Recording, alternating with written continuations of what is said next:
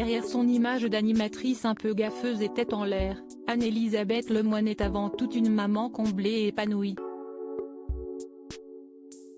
Cependant, la présentatrice met un point d'honneur à garder sa vie privée sous clé.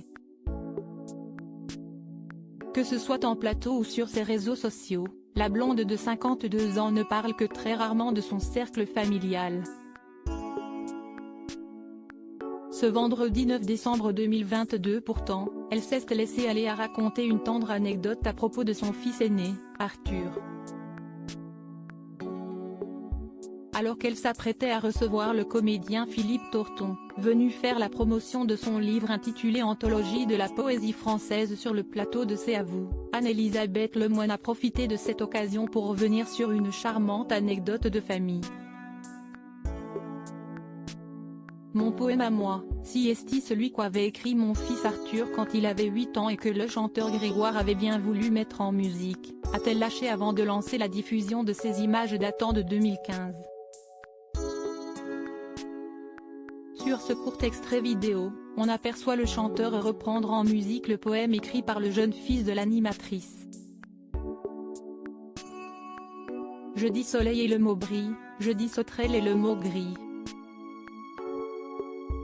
Je dis pourquoi car je ne sais pas qu'il y a un endroit qui n'est rien que pour moi. Peut-on entendre l'artiste fredonner au son de sa guitare. Très émue, l'animatrice a quant à elle, les larmes aux yeux.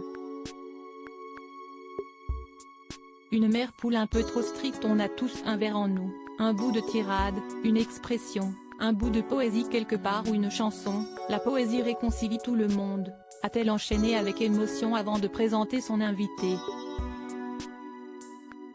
Malgré sa discrétion, l'épouse de Philippe Coelho laisse occasionnellement quelques détails de sa vie privée lui échapper. Ainsi, début 2022, l'animatrice révélait avoir été en conflit avec son fils durant le premier confinement. J'ai beaucoup grondé mon fils pendant la pandémie parce que justement, il faisait partie de cette jeunesse qui parfois ne respectait pas les règles du confinement. Mais je regrette de l'avoir fait, confiait-elle alors.